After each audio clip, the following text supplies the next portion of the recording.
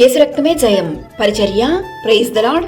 April 26వ తేదీ 2024. ఈరోజు దేవుని వాక్యము. సియోను నివాసులారా, నేను వచ్చి మీ మధ్యను నివాసము చేతును. సంతోషముగా నుండి పాటలు పాడుడి. ఇదే యెహోవా వాక్కు. జకర్య 2వ అధ్యాయం 10వ వాక్యము.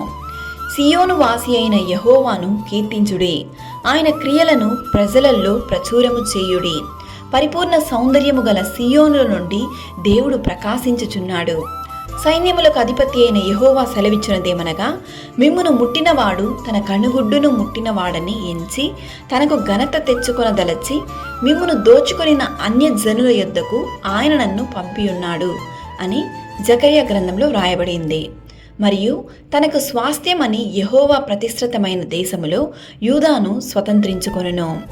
సర్వశక్తిమంతుడైన దేవుడు మనకు తోడై ఉండంగా మనము దేని గురించి చింతింపవలసిన అవసరం లేదు. సంతోషంతో పాటలు పాడుడి, ఆయన నామమును మహిమపరచుడి. ఆయన మనతో నివాసము చేస్తున్నప్పుడు సంతోషము సమాధానము ప్రతి ఒక్కరి హృదయములలో కలుగునుగాక. సియోనులో నుండి యెహోవా నిన్ను ఆశీర్వదించి దీవించునుగాక. సకల ఘనత మహిమ ప్రభావములు యేసయ్యకు మాత్రమే కలుగునుగాక. ఆమేన్. God bless you.